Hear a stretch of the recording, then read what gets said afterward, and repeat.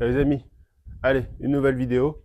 On est le lundi, je dirais 20 novembre, je pense. Et bah voilà, j'ai pas mal avancé. J'ai une bonne nouvelle, en tout cas pour moi. Ça y est, réparation du réservoir de la débroussailleuse fonctionne. Donc c'est ma quatrième tentative, et ma quatrième tentative, j'ai utilisé ça, de la super glue. Alors c'est pas la super glue de Loctite qu'on a en France, elle n'existe pas, ou alors elle est hyper chère, à base de 20 euros le petit tube. J'ai pris une marque, ça c'est une marque américaine. Il y a écrit Super Glue, donc je ne sais pas si c'est la même formule que la Super Glue de Loctite. Je ne sais même pas si c'est dans le domaine public, je ne sais pas comment ça marche. En tout cas, ça a marché, j'ai déjà fait 3 tours avec et aucune fuite. Donc ça c'est plutôt cool. Euh, donc j'ai pu tondre, bah, ça se voit d'ailleurs. Ici là, ça se voit. C'est bien nickel. Et devant là, c'est nickel. Là, tout à l'heure, après la vidéo, je vais faire un passage ici.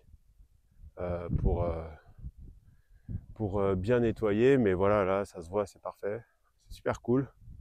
Et bah, du coup, ça, c'est une bonne chose de fait. J'ai utilisé le fil, mais le problème, c'est que je faisais casser le fil souvent. Parce que l'herbe, comme ça faisait pas mal de temps que je l'avais pas tendu, c'était plus de l'herbe à certains endroits, c'était des petits troncs, des petits arbustes, et je crois que le fil, il a pas trop aimé. Et comme il fait assez chaud ici, le fil doit chauffer et doit se désagréger plus facilement. Donc c'est pas grave, je vais remettre le couteau de débroussaillage et je vais y aller. Sinon, je ne sais pas si la dernière fois j'avais parlé, mais j'avais un problème au niveau des ampoules à l'intérieur. Il y avait deux ampoules qui ne fonctionnaient pas. Donc je pensais qu'elles étaient déjà mortes et que l'entrepreneur m'avait mis des ampoules, des recubes. Alors je les avais changées, et puis bah non. Quand j'ai changé, ça marchait pas mieux. Et donc je l'ai fait venir pour regarder. Et en fait, les ampoules, elles sont raccordées à ces espèces de plafonniers. Vous en avez partout ici. Quasiment toutes les maisons du coin, vous trouvez ce genre de choses. Donc là-dedans, vous vissez votre ampoule. Et voilà.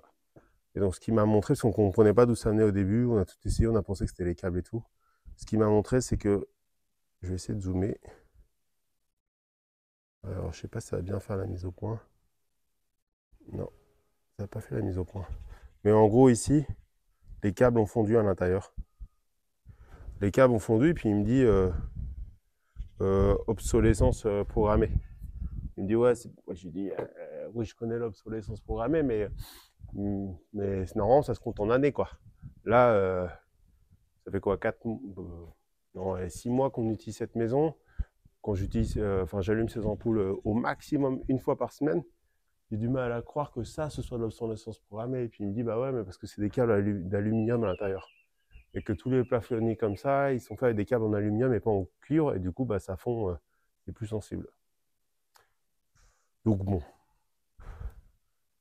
j'ai pas regardé le devis, je sais plus. Dans un devis, quand vous faites construire une maison, vous rentrez pas forcément, enfin, vous avez du détail, mais vous n'avez pas forcément le niveau de détail qui permet de dire est-ce que le plafonnier c'est à la charge de l'entrepreneur ou pas. Là, je sais que c'est lui qui nous les avait mis, mais est-ce que c'est un cadeau entre guillemets ou pas. Dans tous les cas, pour pas qu'il me rachète les mêmes merdes, je lui ai dit bah j'irai en acheter. Et donc je suis allé en acheter et quand je suis arrivé, on va dans tous les deux on va dans le même magasin. C'est plutôt moi qui vais dans le magasin que lui m'a conseillé où il va tout le temps parce que c'est les moins chers.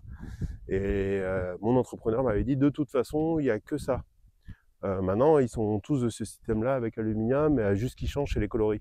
Donc je suis allé les voir, je leur ai montré le plafonnier qu'ils lui avait vendu, je leur ai dit regardez là, en quelques mois ça a déjà fondu. Elle a fait ah ouais effectivement. J'ai dit mais vous n'avez pas avec des fils de cuivre à l'intérieur? Elle me dit bah si.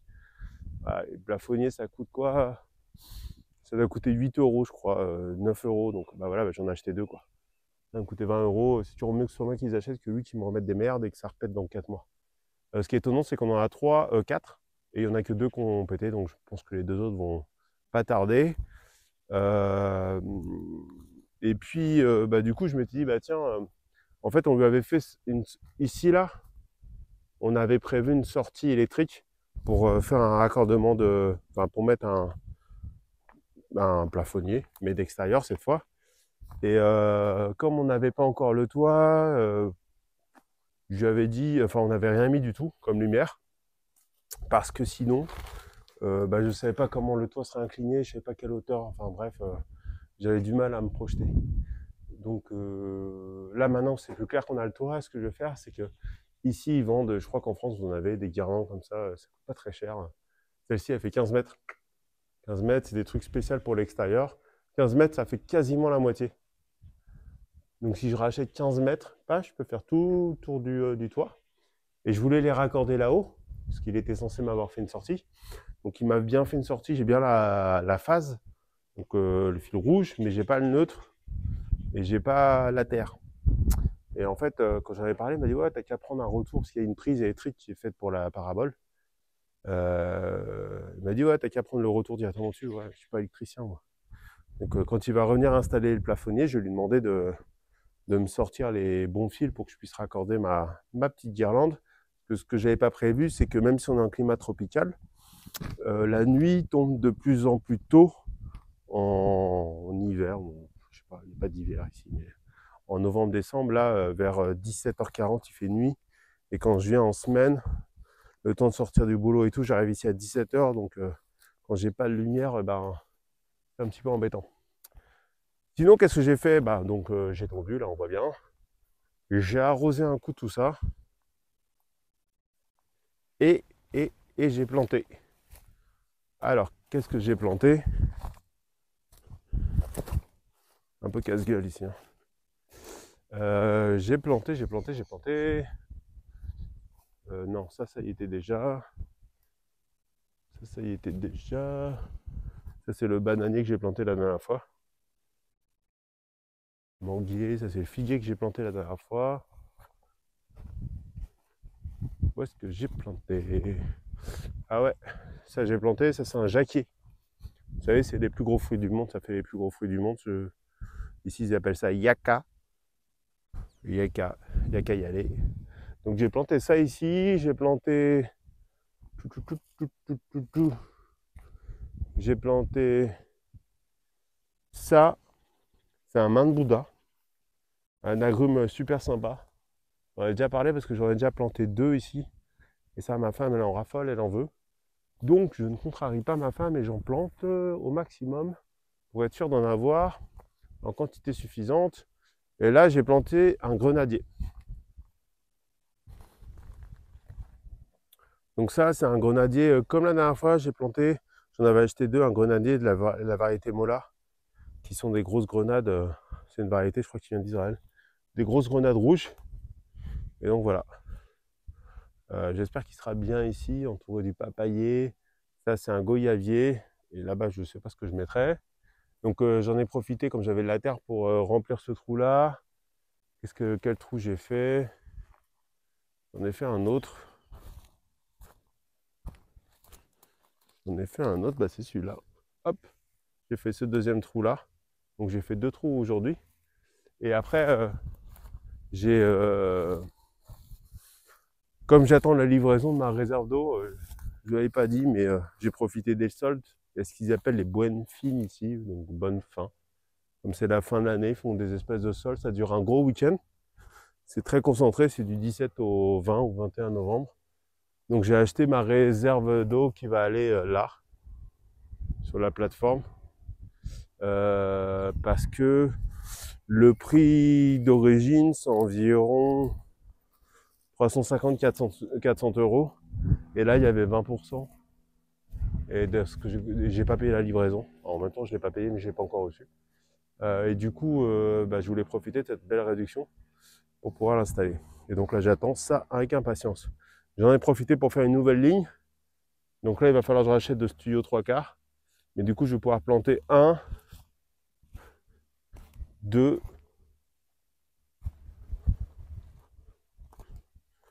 3 arbres. Et je crois que j'en ai un 4e. Ouais, 4e ici. Donc semaine prochaine, je vais pouvoir revenir avec 4 autres arbres. Ça tombe bien, ça fera de la place sur la terrasse de la maison. Et puis en plus, les températures, comme elles ont baissé, c'est moins, moins agressif pour les transplanter. Et du coup, ils peuvent plus tranquillement s'enraciner. Donc voilà, 4 arbres à prévoir de plus à planter. Et je suis allé faire un tour, il n'y a rien à dire de particulier, si ce n'est que mon petit bananier, vous vous souvenez, celui qui est mal en point, mon petit chouchou, qui est censé faire des bananes bleues. Alors je dis qu'il est censé parce que comme je l'ai acheté à un pépiniériste en ligne, bah, même si c'est sur des sites où il y a un système de réputation, bah, vous savez jamais ce que vous allez finir par avoir à la fin, quoi. Effectivement, c'est un bananier, il n'y a pas de discussion. C'est ça. Tout petit, tout mignon, là. Et voilà, il a bien repris, en tout cas. Je suis super content parce qu'il était en train de mourir quand je l'ai planté. Et le fait de l'avoir mis en pleine terre, j'imagine en plein soleil, il l'arrosait abondamment, régulièrement. Bah, je pense qu'il est heureux, quoi. Donc, il me fait des feuilles. Il faudra vérifier dans les précédentes vidéos, mais avant, j'avais juste une pauvre feuille toute séchée. Et il était parti pour mourir. Et puis, bah là, ça y est, à son aise. Donc, voilà. Et donc, tous les autres arbres, là, le papayer, les fruits continuent de pousser. Je suis content parce que l'arbre, il pousse pas trop en hauteur. C'est vraiment un papayer nain, celui-là. Il fait quoi? Il fait 2 mètres, 2 mètres 10. Et tous les fruits sont à moins d'un mètre 80. Donc ça, c'est super. Je pense qu'il y a encore pas mal de mois de maturation pour avoir des fruits, parce que regardez par rapport à ma main. Regardez, ils sont tout petits. Enfin, si vous avez déjà eu des papayes dans les mains, vous savez la taille de ce type de fruits. Alors comme c'est un papayer nain, je ne sais pas si les fruits vont faire la même taille. Hein. Peut-être qu'ils vont être plus petits. Mais là, c'est minuscule. Hein. C'est la taille d'une grosse pomme. Alors, une papaye, c'est quand même au moins, c'est déjà plus gros qu'un pomelo. Voilà. Qu'est-ce qu'il me reste à faire aujourd'hui? Bah voilà. Alors j'attends ma réserve d'eau. Et en attendant, je vais continuer de tondre. J'en profite pour reprendre la main sur le jardin et ne plus laisser les herbes folles repartir. Et puis bah voilà, tout ce qu'il me reste à faire. Tondre, tondre et tondre. Donc, j'espère que cette vidéo vous a intéressé. La prochaine vidéo risque d'être un peu technique. Ce sera au sujet de l'installation de ma réserve d'eau. Mais toujours est-il, ça devrait en intéresser quelques-uns. Et puis bah voilà, une vue sur le verger. Hein, qui s'étend progressivement. Et voilà. Maintenant, il n'y a plus qu'à être patient et il n'y a plus qu'à laisser la nature faire son œuvre. Ah oui, qu'est-ce que je voulais dire?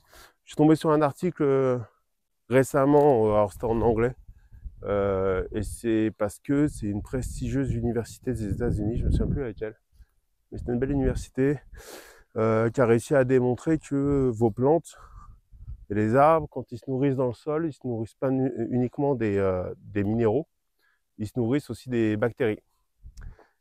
Et pourquoi c'est important? C'est important parce que jusqu'à il y a peu, on favorisait énormément les engrais minéraux, c'est-à-dire qu'en gros, quand vous alliez en jardinerie, on vous vendait des machins avec des formules NPK, là, nitrate, potassium et je sais plus quoi, en vous disant avec ça, ça va booster la croissance de vos arbres. C'est vrai à très court terme, mais à long terme, vous les tuez. Vous les tuez parce que quand vous leur donnez directement des minéraux, les bactéries qui transforment la matière organique en minéraux meurent. Et en fait, ce qu'on a découvert récemment, et qui est super intéressant, c'est qu'on s'est rendu compte que les arbres, ils se nourrissaient pas seulement des minéraux. C'est pour ça que quand vous chargez en engrais, ça ne sera jamais aussi bien que d'avoir un sol fertile. Mais votre arbre, il se nourrit des bactéries. Et si ces bactéries, elles n'ont pas de quoi, on va dire, proliférer grâce à la matière organique, eh ben, elles meurent. Et donc, votre arbre, ouais, ok, au début, il va pousser parce que vous allez lui donner à manger des NPK, mais il va très vite dépérir et c'est pour ça qu'on on dégrade les sols. En France, mais pas seulement qu'en France, dans beaucoup de pays développés, c'est parce qu'on va trop dans l'engrais minéral au lieu d'aller chercher dans l'engrais organique, c'est-à-dire, en gros, faire du paillage. Tout ça là, tout ce qui est ici, vous le coupez, vous le mettez au pied de vos arbres. Et ça, quand ça se décompose, c'est décomposé par des bactéries et ce qu'on appelle plus largement la vie du sol. Et cette vie du sol, elle sert à nourrir aussi vos arbres. Et donc voilà, il y avait des suspicions. J'avais regardé pas mal de reportages et on commençait à suspecter ça. Je ne sais plus pourquoi.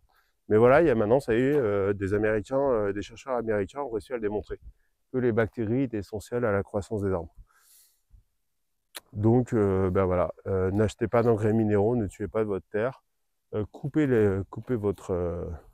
vos herbes ou ramassez les feuilles mortes ou mettez tous vos déchets tous vos déchets verts qui viennent de votre consommation, bio ou pas bio, hein, c'est pas important. Bio c'est mieux, mais si c'est pas bio c'est toujours mieux que rien. Et balancez ça sur votre sol et laissez les bactéries et les petits animaux faire le boulot pour vous.